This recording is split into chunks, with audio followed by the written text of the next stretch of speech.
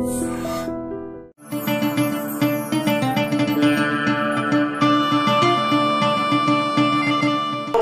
To iDream.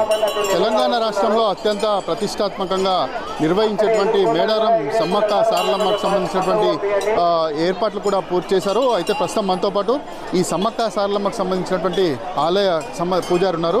ప్రస్తుతం వారిని అడిగి తెలుసుకునే ప్రయత్నం చేద్దాం. చెప్పండి, ఈసారి ఎట్లాంటి ఏర్పాట్లు చేసి?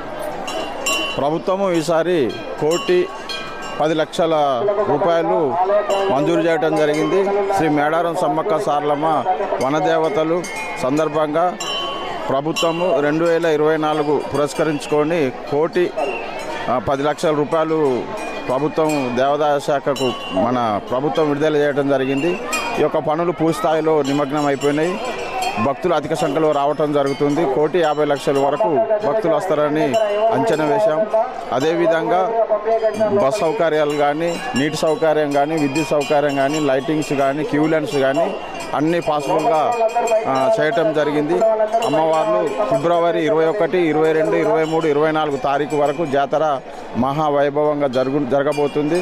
ఆసియా ఖండంలో అతిపెద్ద జాతర అయినటువంటి శ్రీ సమ్మక్క సారలమ్మ మహాజాతర కాబట్టి 4 మూలల నుంచి భక్తులు అధిక సంఖ్యలో రావటం జరుగుతుంది.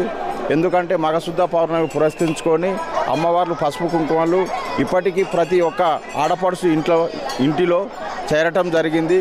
ఆ ఆనవాయితీగా ఆ యొక్క సమ్మక్క పుణ్యాన్ని పురస్కరించుకొని భక్తులకు వాళ్ళకు విలవేల్పులు కలలో కానీ వాళ్ళకు చెప్పటం జరుగుతుంటుంది. ఆ విధంగా భక్తులు ఒకరి ఇంటి నుంచి మరొక ఇంటి వాళ్ళకు కూడా చెప్పుకుంటూ అదేవిధంగా భక్తులు అధిక సంఖ్యలో రావాలని చెప్పి పూజారులుగా మేము భావిస్తున్నాం.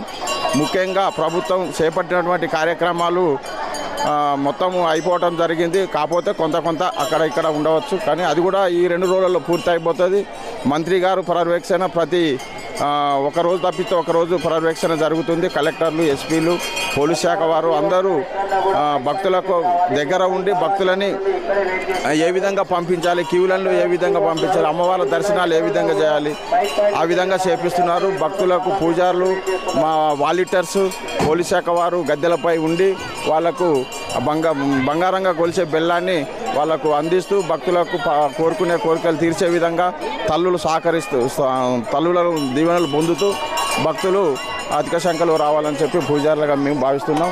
ఇంకా రాబోయే కాలంలో కూడా ఇంకా ఎక్కువ సదుపాయాలు కల్పించి ఇంకా భక్తులకు మెరుగైనటువంటి వసతులు కల్పించి చాలా మంచిగా చేయాలని చెప్పి మా పూజారుల యొక్క కోరిక. అంటే ప్రతి సంవత్సరం అంటే వెనుకట అంటే ఒక 2 సంవత్సరాలకు ఒకసారి జరిగేది కనుక అప్పుడప్పుడు వస్తూ ఉండే.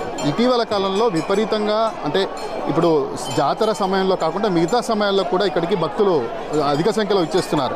అంటే ప్రతి సంవత్సరం కూడా తాత్కాలిక ఏర్పాట్లే చేస్తూ ఉన్నారు. పూర్తి స్థాయిలో ఎందుకు అధికారులు ఏర్పాట్లు చేయట్లేదు? పూర్తి స్థాయిలో ఏర్పాట్లు చేయాలని మీ పూజారుల సంఘం తరఫున మీరేం చెప్పదలుచుకున్నారు ప్రభుత్వానికి? ముఖ్యంగా మేము కోరేది ఏంటంటే మా తాతల ముత్తాతల ఆయాంలో మొత్తం పరివారం మొత్తం అడవి ఉండే. ఆ అడవి వల్ల ఎడ్ల బండ్లలో వచ్చేది భక్తులు. ఇప్పుడంతా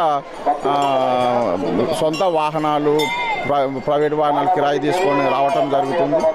కాబట్టి ఇంకా ముందస్తు ప్రణాళికబద్ధంగా మేము పూజారులుగా కోరేది ఏంటంటే ఏ ప్రభుత్వం వచ్చినప్పటికైనా భక్తులకు అనుకున్నటువంటి సదుపాయాలు కలిగితే వాళ్ళు ఇంకా అధిక సంఖ్యలో వచ్చి వాళ్ళకు హాల్ట్గా ఉండటానికి, స్వేచ్ఛగా తిరగటానికి మంచిగా ఉంటుంది. కాబట్టి అట్లాంటివన్నీ దృష్టి పెట్టి చేయాలి ప్రభుత్వం ప్లస్ అధికారులు అందరూ చొరవ తీసుకొని మంచిగా చేయాలని చెప్పి మేము కోరుకుంటున్నాం. ఇంకా ముఖ్యంగా చెప్పాలంటే ఇప్పుడు వచ్చినటువంటి భక్తులు చెట్టు పుట్టు అనక ఎక్కడ పడితే అక్కడ ఉండటం జరుగుతుంది. అట్లాంటి వాళ్లకు ఇంకా కొద్దిగా దగ్గరకు మంచి సదుపాయాలు, బిల్డింగ్లో వాటర్ సప్లై అట్లాంటివన్నీ కల్పిస్తే బాగుంటుందని చెప్పి. ఇప్పటివరకు ఎంతమంది భక్తులు వచ్చినారని మీ అంచనా ఉంది? ఇప్పటి వరకు 60-70 వేలు దాటుంటారని మా యొక్క అంచనా. ఎందుకంటే ముందస్తు మొక్కుబడులు చెల్లించుకుంటున్నారు కాబట్టి.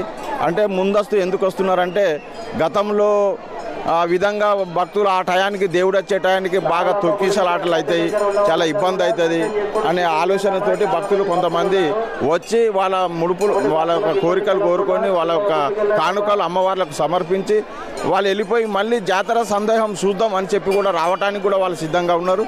అట్లా కూడా రావడానికి కూడా సిద్ధంగా ఉన్నారు. కాబట్టి ముందస్తు మొక్కులు ఒత్తిళ్ళకి వెళ్ళి ఇబ్బంది అవుతుందని చెప్పి పోయి వాళ్ళు ఆ మొక్కులు చెప్పుకొని కొద్దిగా ఫ్రీగా వెళ్ళిపోతామని చెప్పి కొద్దిగా ముందస్తు వస్తున్నారు. అదే జనము ఆ ముందొచ్చే జనం కూడా ఇప్పటి వరకు మళ్ళీ అదే జాతరలో 21, 22, 23లో అయితే ఈ ఏరియా కూడా సరిపోదు. అట్లాంటి సంభాషణ జరుగుతుంది కాబట్టి భావిస్తున్నాం. ఇప్పటి వరకు అంటే కరోనా వచ్చిన సమయంలో ఎలాంటి అంటే భక్తుల రద్దీ అప్పుడు ఎట్లా ఉండే, ఇప్పుడు ఎట్లా ఉంది? అప్పుడు కూడా ఇదే విధంగా ఉండే రద్దీ, కాకపోతే ఆ యొక్క కరోనాను కూడా లెక్క చేయకుండా అమ్మవార్ల దగ్గరికి దర్శనానికి రావడం జరిగింది. వేడి నీళ్ళల్లో పసుపు వేసుకొని కూడా ఆవిరి పట్టుకున్న ఘనత మన భక్తులకు కూడా ఉన్నది కాబట్టి ఆ కరోనాను కూడా లెక్క చేయలేదు. చాలామంది రావటం పోయింది. ఇక్కడ వచ్చిన వాళ్ళకు కూడా ఎవరికి కరోనా వచ్చిందని కూడా ఎఫెక్ట్ కూడా లేదు అని చెప్పి మేము పూజారులుగా ఈ సందర్భంగా తెలియజేస్తున్నాం. అంటే ఈసారి ఒక కొత్త సాంప్రదాయానికి తెరదీసిండ్రు. ఏంటంటే ఆన్లైన్లో మొక్కులు చెల్లించుకోవాలన్నటువంటి ఒక సాంప్రదాయం కూడా ఈసారి తీసుకొచ్చిండ్రు. అంటే గతంలో ఇక్కడికి వచ్చి మొక్కులు తీర్చుకోవాలన్నటువంటి ఒక అభిప్రాయం అయితే ప్రతి ఒక్క భక్తుల్లో విశ్వాసం ఉండేది. అంటే ఈ ఆన్లైన్ సిస్టమ్ అంటే ఈ నూతన పోకడలకు ఈ వనదేవతలకు ఈ మొక్కులు ఆన్లైన్లో చెల్లిస్తే సరైన విధంగా మొక్కులు చెల్లుతాయంటారా? ఇది కరెక్ట్ కాదు. భక్తులు అధిక సంఖ్యలో పాల్గొని ఏ విధంగానైతే మన క్యూ లైన్ ఉన్నాయో ఇక్కడ వాలంటీర్స్ ఉంటారు, ఎన్విరాన్మెంట్ స్టాఫ్ ఉంటుంది, పోలీస్ శాఖ వారు ఉంటారు, మీడియా ఉంటుంది. వీళ్ళందరూ సహకారంతో గద్దెలకు వాళ్ళకు పసుపు కుంకుమలు చెల్లించి మన పసుపు బెల్లం కొబ్బరికాయలను తీసుకొని వాళ్ళ ఇంటికి చల్లగా వెళ్ళాలి తప్ప ఆన్లైన్ల ద్వారా ఇక్కడ కూడా కొబ్బరి బెల్లం చెప్పి మన ఎండోమెంట్ నుంచి ఒకటి ప్లాన్ చేసిండ్రు. అక్కడ నుంచి బెల్లం వచ్చేసి కొబ్బరికాయ వచ్చేసి గద్దెల మీద పడతాయంటే అది మా సాంప్రదాయం కాదు, ఆదివాసుల సాంప్రదాయం అది కానే కాదు. దాన్ని మేము తిరస్కరించడం పూజారులుగా. ఎందుకంటే ఇక్కడికి వాళ్ళు రావాలి, వాళ్ళ గద్దెలు టచ్ చేసుకోవాలి, ఆ యొక్క ప్రాంగణంలో భక్తులు తిరగాలి, వెళ్ళిపోవాలి. వాళ్ళ పీడలు కానీ పిశాసాలు కానీ ఏదైనా మంత్రం తంత్రం అలాంటివి ఏమైనా ఉన్నా కానీ తొలగిపోవాలనేదే వాళ్ళ ఆకాంక్ష. మళ్ళీ వాళ్ళ కోరికలు ఏమైనా ఉంటే జాబులే కానీ పిల్లలే కానీ అట్లాంటి కోరికలు తీర్చే తల్లులుగా ఈరోజు యావత్ భారతదేశం మొత్తానికి చూసుకుంటే ఆసియా ఖండంలో అతిపెద్ద జాతరగా ఆదివాసి జాతరగా ఉన్నటువంటి శ్రీ సమ్మక్క సారలమ్మలు వాళ్ళకి ఆ విధంగా ఉంటాయి కాబట్టి అలాంటివన్నీ ఉండొద్దని చెప్పి మేము తిరస్కరించడం పూజారులకు కూడా ఖండిస్తున్నాం. ఇటీవల కాలంలో రాష్ట్ర ముఖ్యమంత్రి రేవంత్ రెడ్డి మనవడికి సంబంధించి ఆన్లైన్లో మొక్కు చెల్లించుకున్నారు, బెల్లం చెల్లించారు. దాంతోపాటు ఈ జిల్లాకు సంబంధించినటువంటి ఇన్ఛార్జ్ మంత్రి పొంగులేటి శ్రీనివాసరెడ్డి మనవడు వాళ్ళ కూతురికి పుట్టినటువంటి పాపకు కూడా ఆన్లైన్లో మొక్కులు చెల్లించారు. అంటే దీన్ని మీరు ఏ విధంగా చూస్తారు? దీన్ని మాత్రం మేము ఏమనుకుంటామంటే వాళ్ళు రాలేక ఏదో అక్కడ ఉండి ఆ నీడల్ని ఉండి మరి ఇప్పుడు అట్లా అనుకుంటే భక్తులు చాలామంది వస్తున్నారు. వాళ్ళు ఇప్పుడు వేరే రకంగా అనుకోవచ్చు. మరి అక్కడ కూడా సమ్మక్క సారక్క ఫోటో పెట్టి కూడా చేసుకోవచ్చు. మరి అట్లాంటి పరిస్థితి వాళ్ళకే తెలిసి ఉండాలి.